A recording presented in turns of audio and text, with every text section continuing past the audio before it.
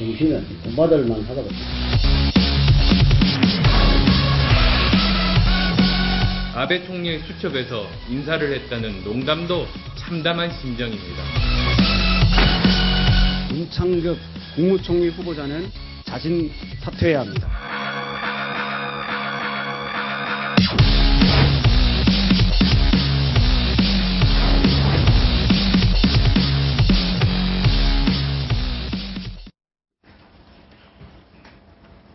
안대희 총리 후보자의 자진 사퇴 이후에 청문회 통과하는데 아무 문제가 없을 후보를 찾느냐고 얼마나 심사숙고했겠습니까? 근데 문창국 총리 후보자의 역사 인식 발언이 큰 파장을 일으키고 있습니다. 바로 이 얘기 하겠습니다. 연거푸 낙마하게 된다면 박근혜 정부에는 너무도 큰 부담이 될 게 자명한 일이기 때문입니다. 자, 나오신 연사 소개하겠습니다. 전원식 변호사 나오셨습니다. 고맙습니다. 네, 여상원 변호사 나오셨습니다. 변호사님은 많이 김태일 교수님 고맙습니다. 안녕하세요. 네. 언제 오셨습니까? 예, 전 한 2주 됐습니다. 아, 그러십니까? 일본에서 오셨기 때문에 일본의 반응을 이따가 좀 들어봤으면 좋겠습니다. 저 여성원 변호사님께 먼저 드리겠습니다. 지금 논란이 되고 있는 역사 인식 문제, 네. 뭐 조목조목 뭐 많이 나와 있습니다만 어떻게 보십니까?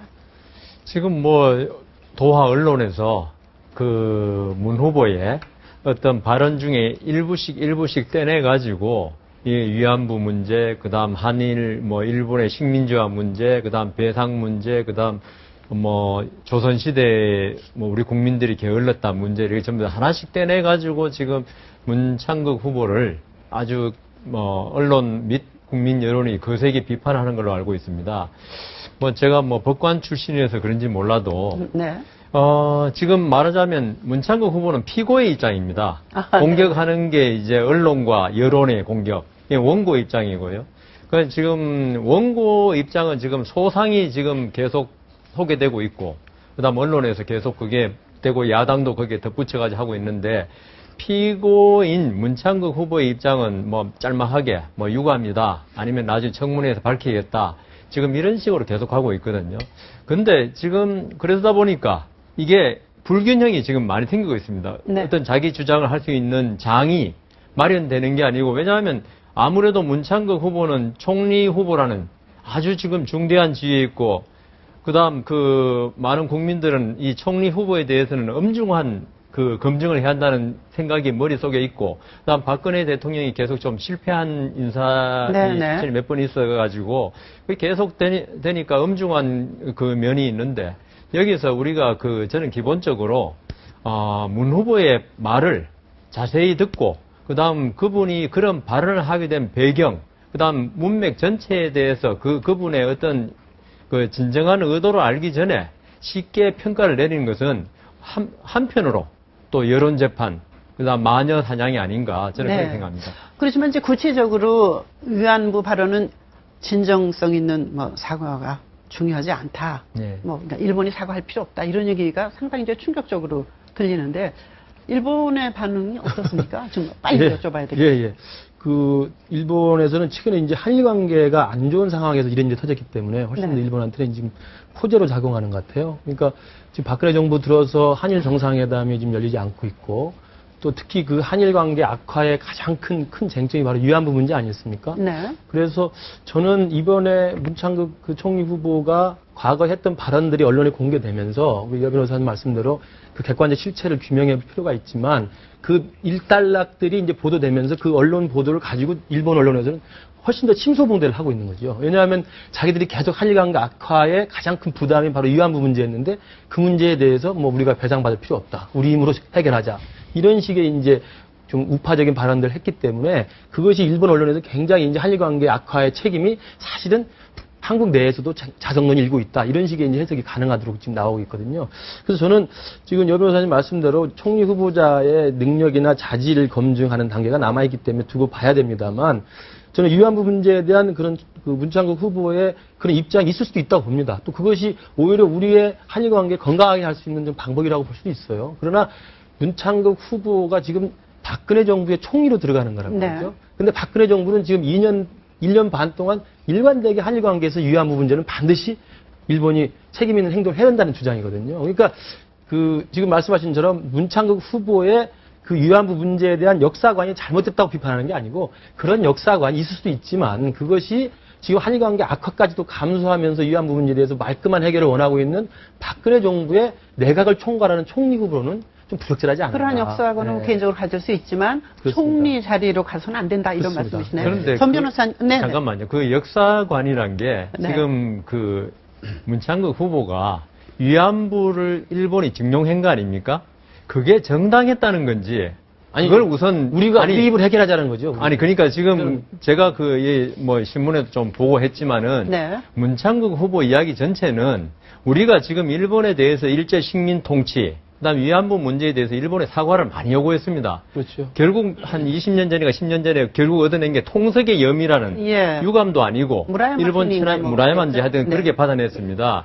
그 문창국 후보 말을 제가 한번 쭉 읽어보니까 신문에 난 거지만은 이분이 말한 그런 뻔뻔한 나라 일본을 뻔뻔한 나라라고 칭했더라고요. 네. 뻔뻔한 나라한테서 진정성 있는 사과를 받아내는 게 그렇게 어렵다. 그렇다면 우리 국력이 이제 일본한테 계속 사과를 어떻게 보면 구걸하는 그런 거 하지 말고 우리가 힘으로 보여주자. 우리도 이제 이 정도 나라가 됐으니까. 그러니까 그런 네. 취지라면 네. 만일 지금 일본에서 이제 그 2주 전에 오셨다는데 그 2주 전에는 이런 보도가 없었을 것 없었죠. 같은데 네, 네. 제 생각에 일본이 지금 우리 언론과 그 야당이 이야기했던 거에 그 부분만 지금 보도가 되고 있더라고요. 보니까요. 네. 그렇죠. 그런데 문창국 후보가 이 뻔뻔한 나라라 했다든가 그다음 일본이 쇠퇴하는 나라라 그랬던가 네. 이걸 같이 보도했으면 일본이 과연 일본 사람들 심기가 어떨지 일본은 지금 원하는 말만 딱 그러니까요. 뽑혀서 쓰겠죠. 이걸 같이 보도를 예. 하겠죠. 그러니까 문창국 지금 이제- 후보의 그 위안부 문제에 대한 게 역사적으로 위안부 문제가 없다라는 뜻이 네. 아니라는 걸 잘 알고 있습니다. 자- 근데 이제 위안부 문제에 대한 문창극식의 해법이 또 있을 수도 있잖아요. 우리 힘으로 해결하자. 근데 그것이 한일 관계 악화를 감수하고 있는 박근혜 정부의 대일 정책하고는 안 맞는다는 거죠. 예. 네, 말씀. 지금 이제 새누리당하고 또 새정치연합하고는 이제 입장이 정반대입니다. 물론 새누리당 안에서도 입장을 달리하는 그 의원들이 있습니다. 김진태 의원을 먼저 연결하도록 하겠습니다. 나와 계십니까? 네, 안녕하십니까. 네. 역사 인식에 대한 의구심 사실 여론이 지금 상당히 거세지고 있는데 김 의원께서는 확실한 그 말씀을 하셨어요. 어떻게 보시는지 말씀해 주십시오. 네, 저는 그 1시간 5분짜리 문창극 씨의 네. 그 연설 동영상이 있습니다. 그거 좀 다 보고 나서 얘기했으면 좋겠어요. 네, 저는 봤습니다. 네, 다 보셨습니까? 1시간 네. 5분 동안? 네, 네. 네, 그러면 그 어떤 생각 드십니까? 저는 그거 정말 참을성 있게 다 보고 나서 전혀 문제 없다는 생각이 들더라고요. 그러니까 문제가 없고 또한 거기에 대해서 평을 하셨죠. 네, 오히려 애국심이 느껴졌습니다. 정말 네. 저분 참 애국자구나 하는 게 느껴졌습니다. 네. 그런데 그렇게 악의적으로 왜곡을 해가지고 이게 이제 뭐 TV에 나와서 문제가 됐으니까 국민 여론이 안 좋아졌다. 그러니까 이거 뭐 문제 있는 거 아니냐. 이거 이렇게 보면 안 되는 거죠. 예. 그 네. 하느님의 뜻이다. 뭐 분단도 뭐 전쟁도 그리고 게으른 DNA 물론 그 이제 설명이 아주 길었습니다만 그 점은 어떻게 보십니까? 네. 다 이제 이해할 수 있다고 보시나요? 저도 교회 다니는데요. 네. 그거는 아주 그 크리스찬으로서의 기본의 기본입니다. 모든 우리 인류의 역사는 다 하나님의 뜻입니다. 그거는 기독교인이면은 다 알아듣습니다. 네. 그게 또 무슨 뭐 이거를 뭐 우리가 스스로 알겠습니다. 예. 자기 비하한다거나 이런 뜻이 아니고요. 이런 고난을 줬지만 우리 민족을 단련시키기 위해서 그렇게 예. 하나님께서 주신 것이다. 이런 취지였고요. 네. 그런데 또 뭐 무슨 알겠습니다. 뭐 게으른 DNA다 이런 거는 본인이 얘기한 것도 아니고 다른 사람 얘기를 인용한 거잖아요. 자, 만약에 네. 안대희 그 후보에 이어서 뭐 네. 본회의까지 갈지 또 뭐 사퇴할지 뭐 청문회 과정에서 어떻게 될지 모르겠습니다만 네. 혹시라도 낙마하게 된다면 박근혜 정부에게 대단한 타격이겠죠? 뭐 지금 벌써 낙마를 지금 얘기할 때는 아닌 것 같고요. 네네. 그래서 제 생각은 그거죠. 지금 저 양반이 뭐 국무총리로 지금 임명이 된 것도 아니고 후보입니다. 후보. 그러니까 네네. 우리는 인사청문회에서 철저히 한번 따져보자. 왜 그런 얘기를 했는지 이런 네. 것들을. 그런데 지금 야당은 아예 청문회를 열지도 않고 지명을 철회해라 아니면 자진 사퇴할래 이런 네. 식으로 몰아붙이고 있는 거는 이거는 좀 안 맞는 거죠. 알겠습니다. 야당 의원을 곧 연결하겠습니다. 새누리당의 김진태 의원이었습니다. 고맙습니다. 네. 새정치연합의 서른 의원 연결하겠습니다. 서 의원님, 네, 종교적 안녕하세요. 관점에 서른입니다. 네네. 종교적 관점에서 이해할 수 있고 또 크리스찬으로서 뭐 당연하다 이런 말씀을 지금 김진태 의원이 하셨습니다. 어떻게 보십니까? 저도 교회 나갑니다만은요. 네. 그러나 뭐 이런 식으로 해서 다 할 수 있는 얘기는 크리스찬이니까 교회에서 얼마든지 모든 게 다 하나님의 말씀이라고 말하시니까 아무 문제가 없다 이렇게 말한다면요. 네. 그건 좀 아니라고 생각합니다. 예. 우선 그 문창극 씨의 발언에 대해서 여론조사 결과가 나와 있는데요. 65.5%가 사퇴해야 한다 나와 있습니다. 네네. 이게 굉장히 중요한 이야기입니다. 국민 일반이 도저히 안 되겠구나 이렇게 생각합니다. 교회에서 강연뿐만 아니고 이 양반이 칼럼을 통해서 또는 이 학교 강의를 통해서 했던 여러 가지 내용들을 보면은 네네. 교회에서의 이런 그 역사인식 또는 정치적 견해뿐만 아니고 모든 것이 다 이게 정말 아니구나. 예. 이게 종합적으로 나온 얘기들이기 때문에 이걸 지금 이 문창극 씨가 더 이상 버티겠다라든지 어떻게 해야 되겠다든지 이것은요. 예. 국민 정서가 전혀 맞지 않는다고 생각합니다. 네, 야권에서는 입장을 정리하셨습니까? 정리될 정도가 아니죠. 네. 이건 국민 아까 제가 아니, 그러니까 말씀드렸습니다만 청문회까지 가시는 거는 정하셨습니까? 아니면 청문회 전에 보이콧 하십니까? 청문회를. 제 개인적인 입장에서는요. 네. 이 정도의 인물이면은 청문회 간다는 것 자체가 국민을 욕보게 하는 게 아닌가 이렇게 생각을 합니다. 네, 개인적인 입장이라면. 예. 그래서 이 경우에는요, 박근혜 대통령께서 정말 이 결단을 하셔야 됩니다. 네. 이거는 이게 이런 분을 추천한 데는 물론 자세하게 검증을 안 했는데 문제가 있습니다만은 기본적으로 박근혜 대통령께서 예. 지금 이 세월호 국민으로서 만들어진 상황 아니겠습니까? 네네. 세월호 국민이 뭡니까? 모든 게 알겠습니다. 잘못되어 있는 부분들을 이제 국민과 함께 하면서 여야가 함께 아울러서 국가를 새롭게 만들어보자. 이런 취지로 지금 개각도 하고 종류도 바꾸고 하는 상황인데 네. 지금 그 정신에 초심으로 돌아가야 합니다. 박근혜 대통령이 왜 울면서 그럼 국민들 앞에 섰습니까? 네. 그런 입장에서는요, 여야가 같이 가도록 해야 합니다. 예. 뭐, 일부에서는 국회의원들도 그런 잣대를 들이대면 살아남을 사람 얼마나 되느냐, 뭐, 이런 말씀도 있습니다만, 아직 이제 새정치연합은 당으로서 입장은 정리 안 되고 서른 의원께서는 청문회 보이콧 하는 게 맞다. 이런 입장이시군요. 네. 알겠습니다. 오늘 고맙습니다. 네, 감사합니다. 네. 전원식 변호사님, 오래 기다리셨습니다. 네.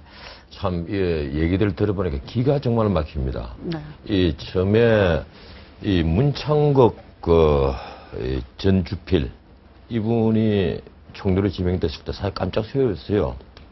저도 놀랬고, 수많은 사람들이 놀랬을 겁니다. 저도 문 의원을 뵌 지가 하도 오래 전이니까, 네. 오늘날 문 의원이 어떻게 바뀌시는지 저는 잘 모르겠습니다만은, 야당이 이 문창극을 반대를 했을 때, 왜 반대했습니까? 이유 뻔합니다. 이 칼럼 딱 2개 때문에 그래요. 하나는 2009년 5월 26일 날 칼럼. 노무현 대통령이 자살을 하고 나니까 네. 이 공인으로서는 적절치 못한 행동이다. 그리고 그 칼럼 안에 죽었다고 해서 지금까지 수사하는 걸 왜 다 듣느냐. 실제 100만 불이 군양숙 여사에게 가고 삐아저씨가 1억짜리 삐아저씨가 2개 간 건 있었단 말이에요. 왜 그런 사실을 검찰이 수사를 하다 다 덮어버리느냐. 아하. 그 칼럼 쓴 겁니다. 네. 그리고 그 칼럼 하나만 있었다면 아마 야당이 이렇게 극렬하게 반대 안 할 거예요. 2009년 8월 4일 날, 그로부터 불과 3개월 뒤에 김대중 대통령이 이제 병상에 있었을 때입니다. 돌아가시기 얼마 전인데, 그때 지금 우리 국민들 중에는 김대중 대통령 가족이 엄청난 재산을 축제했다는 의혹이 있다. 네. 그 언론에서 이미 거론된 거다. 응? 이걸 죽기 전에 전 얘기를 하고 돌아가신 것이 옳은 거다. 이 칼럼을 쓴 겁니다. 그것도 원고지 한 18매짜리예요. 엄청난 칼럼을 중앙일보 이면에다 실어서 민주당이 난리가 났죠. 동교동계가. 네. 그래서 고소를 한다, 고발을 한다 이러다가 결국 반논문을 실었습니다. 이면에 반론문을 싣고 끝을 내는데, 그리고 나서 김대중 대통령이 돌아가셨죠. 결국 이제 그겁니다. 이번에 박지원 의원이 한 얘기는 이런 글을 쓴 극우 꼴통이라는 거예요. 그러면 그 글이 과연 극우기 때문에 쓴 겁니까? 도대체 극단주의자나 급진주의자나 개념을 잘 모르신 건 아닌지 모르겠어요. 네. 내가 알고 있기로는 문창극 위원은 자유주의 우파에 불과합니다. 그런데 이분이 이번에 이제 교회에서 한 얘기를 들고 야당이 또 와라 또 들고 일어난 겁니다. 예. 내가 야당이든 언론이든 아니면 새누리당의 그 초선 의원 6명, 이자스민, 김상민 의원을 포함한 6명, 예. 이런 사람들이 이 동영상을 다 봤는지를 모르겠어요. 봤다면 국어 공부가 제대로 안 된 사람들이다. 알겠습니다. 대한민국 국어를 이해를 한다면 그 동영상을 보고 이것이 역사를 왜곡했다 혹은 잘못된 역사관이다. 그래서는 안 도대체 됩니다. 그 잘못된 역사관이라고 하는 사람 어떤 사람이든지 나하고 그 테이프 다 나누고 하나하나씩 검증합시다. 왜 잘못된 역사관인지. 예. 거기는 비숍 이사, 잠깐만요. 비숍 네. 이사 그리고 윤치호 선생의 영어일기 네. 이런 얘기를 근거로 해서 당시에 당대 우리 상황이 이랬다. 양평에 가니까 아줌마 800명이 있더라. 농민들이 농사를 지어서 사료도 한 말 갖다 놓으면 전부 다 그걸 수탈하기 위해서 네 죄를 네가 알렸다. 이래서 곤장을 치더라. 이러니까 일을 하지 않는다. 더럽고 게을러졌단 말이야. 양반들이 앞장서서 이런 풍토를 만들었다. 그런데 기독교가 들어와서, 기독교가 들어와서, 그 이승만 대통령의 그 젊은, 그 어린아이 시절 얘기를 합니다. 눈이 멀었을 때 얘기를. 네. 눈 멀어서 선교사가 치료를 했는데, 그 이승만 어머니가 고맙다고 달걀을 한 꾸러미 들고 가니까, 이 달걀을 나한테 주지 말고, 당신 아이에게 먹여라. 당신 아이가 왜 눈이 멀었느냐. 영양실조 때문에 멀었던 거다. 네. 그때 이승만이가 그 어린 나이에 깨달았다는 겁니다. 이 나라를 어떻게 바꾸어야 되고 어떻게 부국 강병하게 만들어야 되겠다는 걸 이승만이가 알았다는 거예요. 그런 얘기들을 한 겁니다. 그래서 나는 기독교를 믿지 않지만 하나님이 이러이러한 시련을 주었다. 그래서 우리가 이걸 극복했다. 이런 얘기를 교회 안에서 같은 신도들 모아놓고 충분히 할 수 있는 얘기예요. 그런 게 왜 잘못된 역사관이고 왜 네. 그걸 갖고 왜곡하는 겁니까? 역사를 왜곡하는 겁니까? 나는 도대체 만약에 동영상을 제대로 보지 않고 막연하게 진영 논리에 빠져서 공격을 하고 잘못된 역사관이라고 비난하는 자들은 이번에 처벌받아야 돼요. 예. 이거는 신문 기자가 방송 기자가 아니라 어느 누구라도 이건 하나의 범죄입니다. 이거 짜깁기해서 방송한 자들은요. 악의적 명백한 편집이다. 범죄예요. 네, 악의적 편집이다. 그렇기 때문에 잘못 전달된 것이다. 잘못 전달된 거죠. 네, 김태일 교수님 정말 오래 기다리셨습니다. 네. 전직 두 대통령에 대한 칼럼 말씀하셨잖아요. 예. 차라리 나는 문창극 씨가 극우라는 입장에 있었으면 좋았을지도 모르겠어요. 아니 근데 그게 왜 극우입니까? 아니 그 보세요. 칼럼이 내가 극우라고 하는 얘기가 전직 아니라 대통령이 극우입니까? 차라리 나는 그분이 극우라는 점에서 비판을 받았으면 더 좋겠다고 생각해요. 왜냐하면 나는 더 심각한 것이 극우 극자 문제가 아니라 이 사람은 인간으로서 연민과 도리에 자격이 없는 사람이에요. 그러니까 극우 극자 문제가 아닙니다. 이데올로기 문제가 아니에요. 그거 보세요. 그 전직 대통령이든 아니면 현직 대통령, 두 전직 대통령의 죽음을 앞두고 혹은 죽은 직후에 그 망자와 죽음을 앞두고 있는 사람에게 그렇게 할 일인가요? 그 얘기가? 그리고 그 얘기가 근거로 팩트를 가지고 했던 얘기라면 할 수도 있다고 봐요. 그러나 의혹을 가지고 한 거지 않습니까? 그거는요. 극자 극우 문제가 아니라 인간의 도리의 문제고 인간의 연민의 문제입니다. 그런 연민과 도리가 없는 사람이 국무총리를 한다? 저는 용납 못하겠어요. 아니, 저는 좌파 우파 문제가 아닙니다. 아니, 좌파들이 연민을 가졌습니까? 아니 누구를 보고 좌파라고 말씀하세요? 아니 잠깐만요. 전 변호사 나보고 좌파라고 아니 얘기하는데 극우 꼴통이라고 공격을 했으니까 좌파라고 당연히 얘기를 하죠. 내가 극우 꼴통이라고 얘기하지 않았잖아요. 나는 그분의 지금 야당이 이데올로기를 문제 삼는 게 아니에요. 지금 그분의 보세요. 인간됨과 도리와 연민을 문제 보세요. 삼는 사람이 어떤 잘못을 저지르는데 죽고 나면 그걸 무조건 다 덮는다. 아니야. 왜 근거가 없습니까? 아니 의혹을 가지고 한 거잖아요. 잠깐만요. 권양숙 의혹을 했잖아요. 제 말씀도 들어보세요. 네, 권양숙 여사가 삐아저씨게 2개 받은 것은 스스로 한 얘기 아니에요? 100만 불 간 것도 다 확인된 사실 아닙니까? 검찰이 그걸 수사를 하다가 노무현 대통령이 돌아가시니까 검찰이 수사 중단을 하고 덮었습니다. 그게 과연 옳다고 생각합니까? 그러니까 제가 한 말씀 그게 드릴게요. 옳다고 제가 한 생각해요? 말씀 제가 다시 얘기하지만 그게 연민으로 다 덮어야 되는 겁니까? 자꾸 이데올로기로 몰아가려고 하지 마세요. 이데올로기가 연민이라고 하니까 내가 묻겠는데 기본적 소양에 대해서 얘기하는 거예요. 그러면 그게 연민으로 다 듣는 것이 인간이 품격이 있고 도덕심이 충만한 사람입니까? 그 말을요. 네. 해야 될 때와 장소가 있는 거예요. 때와 장소를 구분하지 못한다면 그 인간의 도리로 문제가 있는 아니, 겁니다. 그 이념의 문제가 아니에요. 이념의 문제가 아닙니다. 제가 잠깐 이야기할게요. 김 교수님 여 말씀 뭐 말씀하십시오. 충분히 저는 이해는 하는 바이고, 근데 이제 그 전직 대통령 공인입니다, 사실. 그죠? 그러니까 일반인에 대해서 일반인이 아파가지고 그랬을 때는 뭐 그런 칼럼을 쓰고 이런 거는 아주 안 좋은 거죠. 근데 공인은 어느 정도 엄격한 검증을 받아야 될 의무가 있는 겁니다. 공인이기 때문에. 그리고 지금 이제 그 팩트를 가지고 이 문창극 후보가 글을 써야 되는데 그냥 의혹만 제기했다 그랬지 않습니까? 문창극 후보는 수사관이 아니거든요. 검찰도 아니고. 그리고 사실 뭐 지금이야 하는 말이지만 이게 명예훼손이 될지 모르겠지만 고 김대중 대통령의 뭐 비자금 문제는 시중에서 많은 의혹은 있었습니다. 물론 그게 팩트로 확인된 바는 없었습니다. 그러니까 이 문창극 후보는 그 당시에 언론인이고 언론인으로서는 공인에 대해서 어떤 의문을 제기하는 것은 있을 수 있다고 봅니다. 네. 그게 다만 뭐 병상에 있을 때 그랬다는 건 약간 부적절한 면이 있지만은 그 자체를 가지고 이거는 뭐 인간의 도리가 좀 아니다. 그때 문창극 후보는 인간이 아니고 한 사람의 언론인이고 그리고 DJ나 노무현 대통령은 당시 공인이었습니다. 공인에 대해서 정당한 의문을 제기하는 것은 언론의 기본 의무라고 생각하거든요. 그래서 예. 좀 그렇게 좀 이해해 주시면 좋겠습니다. 제가 그게요. 네. 이게 인내의 범위를 넘어서는 일이라고 나는 생각해요. 예. 제가 좀 모르겠습니다. 물론 언론인과 정치인의 예. 문제지만. 그거는 제가 세계관 나누니까. 저는 적어도 그렇게 배웠습니다. 제가 그 두 칼럼은 제가 다 읽어봤는데요. 그 두 분 말씀하신 것처럼 노무현 대통령의 죽음에 관해서는 그 말씀하신 검찰 수사가 밝혀진 게 있지 않습니까? 그 실체가 있는 이야기고, 그러나 이제 단지 그 전직 대통령의 자살이라는 안타까운 상황에서 그걸 썼어야 된다는 그 인간적인 의문을 듭니다. 그러나 이제 저는 가장 분개했던 게 DJ가 병상에 있었을 때 쓴 칼럼입니다. 그것은 다 읽어보셔서 알겠지만 실체로 확인된 게 하나도 없습니다. 그리고 그것이 만약에 의혹으로 공론화될 수 있었던 충분한 의혹과 신빙성이 있었다면 다른 언론에서 벌써 다 파헤쳤죠. 문창극 씨가 자기가 일했던 중앙일보조차도 한 번도 보도하지 않았던 내용들이에요. 그러니까 그것들이 어디서 나오냐면 되게 월간조선, 신동아 이런 데 나온 것들을 인용해서 쓴 겁니다. 가서 보세요. 그건 제가 볼 때 지금 80이 넘은 노령의 전직 대통령이 병상에서 지금 죽음을 마주하고 있는데 확인되지 않은, 그리고 자기가 일하고 있는 중앙일보조차 쓰지 않았던 월간조선이나 신동아에 나오는 그야말로 시중에 돌아다니는 이야기를 마치 맞는 것처럼 써가지고 의혹을 제기한다?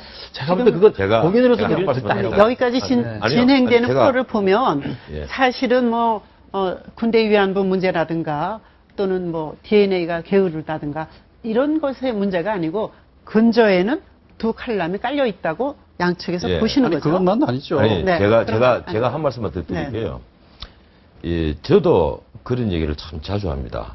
꼭 굳이 김대중 대통령의 그 집안을 두고 하는 얘기가 아니고, 우리 정치인들 중에 평생 땅 한 평 갈지 않고, 장사 한 번 해보지 않고, 뭐 부모로부터 엄청난 재산을 상속받지 않았는데도, 이 정치인들이 자기 자식들에게 엄청난 재산을 물려주고, 그리고 본인도 엄청난 재산을 가지고 있다. 이걸 어떻게 이해를 해야 하느냐? 어디 받지 않으면 하늘에서 무슨 돈이 떨어지느냐? 우리가 쉽게 말해서 검은 돈, 흰 돈을 얘기할 때 검은 돈을 어떻게 나무랍니까? 근데 남이 하면 불륜이고 자기 하면 로맨스야. 엄청나게 해먹었단 말이에요. 네. 그래서 DJ에 관해서도 당시에 시중에 엄청난 의혹들이 많이 있었던 건 사실입니다. 그걸 없었다고 부정을 해서는 안 돼요. DJ가 의혹과 소문은 다른 거죠. 잠깐만요. 네. 엄청난 의혹들이 있다. 그래서 이 문창극 칼럼을 당시에 저도 보고, 야, 하필 왜 이때 이런 글을 썼느냐. 이건 좀 지독한 글이다. 저도 네. 이런 느낌을 가졌던 건 사실입니다. 내 그건 부인 안 하겠어요. 네. 하지만 그런 글을 썼다고 해서 당시에 반론문까지 쓰리으면 끝을 내야 되는데, 제가 이번에 박지원 씨의 얘기는, 박지원 의원의 얘기는 뭔가 하면, 어떻게 전직 대통령이 병상에 있을 때 이런 망발까지 했으니까 이건 극우 꼴통이라는 거예요. 그냥 그 꼴통의 문제가 아니, 아니라요. 아니, 잠깐, 그 인간의 얘기가 아직 끝이 인간의 안 났습니다. 사퇴할 양심도 극우 없다는 꼴통이라는 걸 거예요. 얘기했죠. 응? 네. 그래서 어떻게 이런 자를 총대할 수 있느냐. 나는 그건 문짝으로 진영 논리에 빠져가 있는. 저는 네, 박지원 씨의 얘기는 잘 모르겠어요. 그러나 제 입장만 말씀드리면 그건 이념의 문제가 아니고 인간의 문제입니다. 그리고 아까 전쟁 성폭력 문제 말씀하셨잖아요. 그분 그런 견해를 가질 수 있고 또 전쟁 성폭력 문제 해결의 하나의 출구의 대안의 하나이긴 사실입니다. 그러나 그 지금 현재 우리 정부가 취하고 있는 정책 방향과 다른 거예요.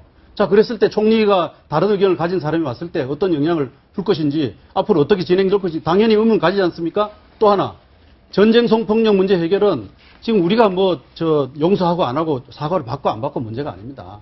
세계적 보편의 문제입니다. 다른 여러 나라들이 어떻게 하고 있는지, 국제기구가 어떻게 하고 있는지, 다 그런 방향과 지금 문창극 씨가 한 얘기는 다른 거예요. 그렇기 때문에 우리가 문제를 제기하고 의문을 제기하는 거죠. 김 교수님. 거기에 대해서는 문창극 후보는 당연히 대답해야 되는 의무가 있는 겁니다. 지금 문창극 교수가, 교수는, 네, 후보가? 문창극 후보가 2차 대전 당시에 일본이 전쟁 위안부로 한국인 여성을 데리고 가서 전선을 내보낸 게 정당하다고 말한 적이 있습니까? 아니, 그 문제가, 제가 그걸 문제 삼는 게 아니라고 말씀드렸잖아요. 사과를 받을 필요가 없다 그랬죠. 사과를 받을 필요가 없다는 말이 네. 우리 정부 잠깐만요. 기조와 다른 거죠. 예, 지금 사과를 받을 필요가 없다는 말의 근저를 뭐를 깔고 있냐 하면은 위안부 문제에 대해서 우리가 할 말이 없고 일본이 한 행위가 크게 문제가 없다는 취지의 문창극 말이다. 이렇게 해서 지금 논란이 시발된 거거든요. 아니, 저는 그러니까 문창극 후보가 그렇게 오해하는 사람 잠깐만요. 바보가 아닌 이상 위안부 문제가 일본인 행위가 정당하다고 한 건 전혀 아닙니다. 아니죠. 네. 그러니까 사과를 받을 필요가 없다는 말이 그게 문제인데. 그러니까 아까 제가 말씀드린 그래서 것처럼 그 문제 계속 쳇바퀴 도는데. 대일관이나 일본관이 잘못됐다는 게 쳇바퀴 아니고요. 도는데. 위안부 문제에 대한 정부 입장하고 다르다는 거예요. 아니, 그러니까 다른 사람이 어떻게 애가게 통과를 아니, 통과를 일본의 합니까? 총리들 있죠. 네. 총리 되기 전에는 야스쿠니 신사 참배한다고 이야기 막 하는 사람 많습니다. 그렇지만 총리 되면 대외 관계 이런 거 때문에 야스쿠니 신사 참배를 못 합니다, 보통. 입장을 바꾼다? 바꾸는 게 아니고 총리가 되면 이게 민간일 때, 그냥 의원일 때 하고 저는 태도를 바꿔야죠. 총리는 평소의 행동을 바꿔서는 안 되죠. 그러니까 의원일 때는 중요한 거는 위안부 문제 일본에게 사과받을 필요가 있다고 보시는지 없다고 보시는지부터 얘기를 하고 그리고 박근혜 정부에서 그러니까 아니 제가 잠깐만 위안부 문제에 대해서 아직 내가 얘기를 안 했는데 네. 뭐 전쟁성 폭력이든지 위안부든지 네. 우리 뭐 용어는 뭐 일단 시청자들 위해서 위안부로 통일을 합시다. 그런데 이 위안부 문제 여기 분노하지 않은 우리 국민들이 누가 있겠습니까? 그리고 언론인이든 공직자든 위안부 문제 이 사과받을 필요 없다고 얘기할 사람 누가 있겠어요? 지금 문창극 의원이 사과받을 필요 없다. 아니 사과를 받을 필요 없다. 정확한 내가 지금 워딩을 잘 모르겠는데 요구할 필요가 없다. 사과를 받을 필요 어쨌든 없다. 그 이유를 봐야죠. 그래. 과연 정말 사과받을 필요가 없다. 이런 뜻이 아닙니다. 일본이 뻔뻔한 나라니까 사과 안 할 놈들이니까 그리고 우리도 이제 선진국이니까 저 뻔뻔한 나라 죽어도 사과 안 할 놈들에게 굳이 자꾸 사과 요구할 필요 없다. 사과를 매달리지 말자. 예, 우리가 크게 나가자. 구걸하지 말자. 예, 네. 크게 나가자. 그러니까 그 이런 취지예요. 네, 그 입장이 이런 틀리지 않는단 취지는 말이에요. 그러니까 아니 제 말씀은 잠깐만요. 박근혜 정부하고 안 맞는 사람이에요. 잠깐만 이런 취지는 공직자 되기 전에 언론인으로서 한 얘기입니다. 언론인으로서 자기 칼럼에 쓴 얘기고 그러면 네. 내가 가령 공직에 나가기 전에 내 개인적 뜻으로서 아니 나는 예컨대 우리나라 뭐 빈부 격차문제를 이렇게 생각한다. 하지만 내가 만약에 공직에 나갔을 때 결국 빈부 문제, 재화의 분배 문제를 내가 다뤘을 때 직접 다뤄야 될 때 내 뜻과는 다르지만은 이 전체 들어와서 보니까 이 여러 사람들이 의견이 이렇고 여기에 맞추는 것이 옳을 수도 있다. 뭐 이럴 수도 있는 것이거든요. 지금 이분이 일본으로부터 사과를 받을 필요가 없다는 게 아니에요. 지금 사과를 굳이 일본이 뻔뻔하고 절대 안 할 애들이니까 아니, 그러니까 하지 말자. 말씀 그리고 그 다음에 또 중요한 워딩이 또 하나 있습니다. 진짜 지금 중요한 것은 독도 문제라는 게 있어요. 진짜 독도 문제를 이렇게 시달리고 있으면서 우리가 지금 자꾸 위안부 문제 사과도 안 하는 놈들에게 우리가 도장 잘못 찍어줬다고 생각하자. 이런 직접 말하면 우리의 자존을 지키자 이런 뜻이 있습니다. 그게. 그러니까 그 말씀은 저는 다 인정을 한다는 거예요. 전 변호사님 하신 말씀을. 그걸 내가 부인하는 게 아니고 그것이 우리 정부의 기조와 다르고 세계 지금 여러 나라들과 국제기구가 그 문제 해결에 대해서 방향을 제시하고 있는 것과 다르다고 하는 점 때문에 우리가 문제를 제기하는 거예요. 거기에 문창극 씨는 대답해야 될 의무가 있는 거죠. 그렇지 않습니까? 그런데처럼 해서 아니 근데 보세요. 그런데 내가 걱정하는 건 이런 거죠. 이 문제를 포함해서 여러 가지 제기된 문제에 대해서 문창극 씨가 처음에 뭐라 그랬어요? 사과할 의사 없다. 뭐 무슨 네, 사과는 무슨 사과요? 자기가 무슨 사과할 거냐? 그다음 무슨 또 유감이냐 뭐냐 그런 할 필요 없다. 유감이라는 얘기는 했죠 나중에. 예, 유감이라는 얘기 했지만 그다음 똑바로 소송하겠다 이렇게 했지 않습니까? 자기 생각을 바꿀 의사가 있는 건지 없는 건지 모르겠어요. 그 다음에 아침에는 또 기억이 안 난다 지금 이렇게 얘기하고 있단 말이에요. 그럼 도대체 문창국의 주장은 뭐예요 지금? 저도 그러니까 총리가 되려고 하는 지금 입장에서 아니, 지금 굉장히 문창국 중요한 얘기를 해야 얘기인데 되죠. 지금 문창국 아니, 위원에게 중요한 얘기를 김 교수님도 좀 하셔야 잠깐만요. 되니까. 문창국 위원에게 사과를 요구하고 예? 그럼 문창국 위원이 고소를 하겠다고 한 것은 이 교회 안에서 일어난 동영상의 문제입니다. 동영상 문제 그리고 신문에 나온 위안부는 서울대강에서 했죠. 예, 이런 문제를 두고 특히 동영상 문제를 두고 사과를 계속 요구를 하니까 그리고 지금 문창국 위원이 KBS를 가지고 고소하겠다고 한 것은 악의적인 편집에 대해서 고소하겠다는 거예요. 내가 당사자로도 나는 벌써 고장 넣었을 겁니다. 이건 너무 심한 거예요. 예, 그러니까 지금 말씀 잘 들었고요. 전 변호사님 말씀하신 그 문창국 후보의 위안부에 대한 해결 방안, 그게 우리의 한쪽에 여론을 존재하고 있습니다, 실제로. 그러니까 외교관들도 사실은 그런 것이 합리적이라는 생각을 하는 외교관들도 있어요, 심지어는. 굉장히 합리적일 수 있습니다. 왜냐하면 일본한테 계속 우리가 사과를 요구해서 못 받아내고 또 하지도 않을 놈들인데 뭐하러 거기에 우리가 집중하느냐, 다른 식으로 해결하자는 충분한 의견이 있을 수 있다는 거죠. 제가 제일 처음 말씀드렸잖아요. 그게 문제가 아니라 박근혜 정부는 지금 임기 1년 반 동안 한일 관계가 최악의 상황이고 최악의 상황의 가장 한복판에 위안부 문제에 대한 일본 당국의 사과 요구가 있단 말이죠. 이게 있는데 그 박근혜 정부의 내각을 총괄하는 총리 후보가 그런 생각을 하고 있다면 제가 맞지 않는다는 말씀이고 전 변호사님 말씀대로 들어가면 바꿀 수 있겠다. 그럼 제가 한번 여쭤봤으면 좋겠어요. 문후보한테 들어가서 진짜 바꿀 그 부분에 대해서 제가 대답해 드릴게요. 바꿀 수 있으면 좋겠다. 제가 법관을 경험을 말씀드리는데 법관 중에 있죠. 진보 성향 가진 분도 분명히 있습니다. 옛날 우리법 연구에. 그 다음, 보수 성향 가진 분도 있고요. 그렇다고 해서 그 법관들이, 그거는 사석에서 이야기할 때 진보, 보수, 분명히 이야기 나옵니다. 우리도 법관들끼리 이야기할 때도 보면, 어느 정부를 지지하는 사람, 반대하는 사람, 술 마시면서 하는데요. 그 법관이 그렇다고 해서 재판할 때, 자기 그 진보냐 보수 성향을 판결에 나타내지는 않습니다. 그렇게 나타나는 판사는 저는 판사의 자격이 없다고 보거든요. 문창국 후보가 자기가 야인일 때, 사인일 때 한 어떤 양심의 발로 이걸 가지고 좀 전에 말씀하신 박근혜 대통령의 어떤 정부의 기조, 이걸 자기가 그 사인일 때 그걸 양심을 그대로 자기의 생각을 그대로 끌고 와서 정부의 총리를 맡았을 때도 같은 경향을 표현한다면 그건 총리 자격이 없습니다. 맞습니다. 제 말씀이 그겁니다. 그렇지만 근데 좀 전에 제가 그래서 예를 들었지 않습니까? 제가 법관의 예를 들었는데 자기 성향이 법관은 양심과 헌법에 따라 재판한다고 그러죠. 그 양심이라는 걸 있죠. 일반인들이 많이 오해하는데 그 양심이 자기의 어떤 사적인 양심을 말하는 게 아니고요. 법관으로서의 양심, 어떤 불편부당한 법관의 양심을 말하거든요. 그걸 이렇게 원용해 보면은 잠깐만요. 저게 문창국 후보가 3분밖에 안 남았습니다.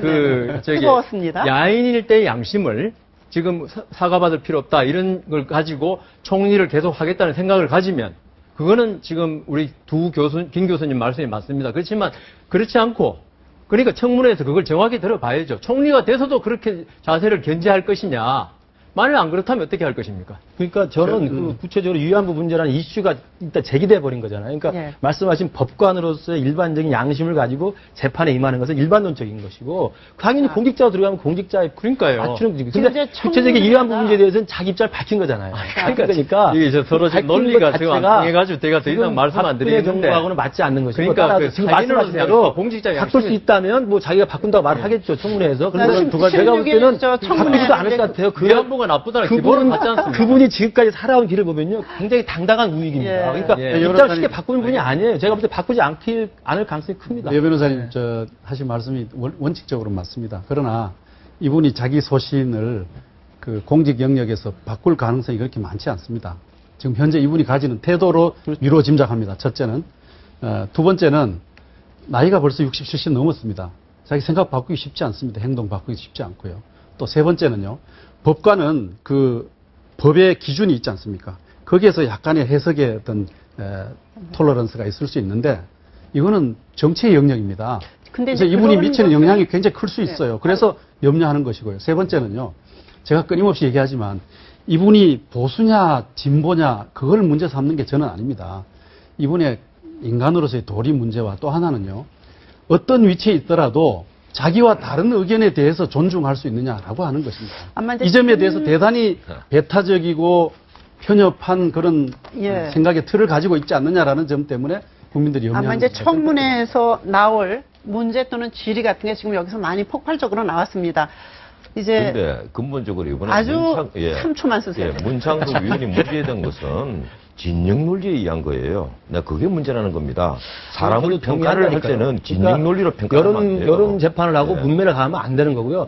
총리 후보로서의 자질과 능력과 도덕성에 문제가 있는지를 만약에 과거에 그 후보자들이 문제된 것처럼 돈 문제라든가 병력 문제라든가 위장 전입 문제라든가 이런 것 같으면 저도 다 동감합니다. 저도 비판을 하고 이번 안대희 후보자는 비판했었어요. 하지만 이번에는 그런 것이 아닙니다.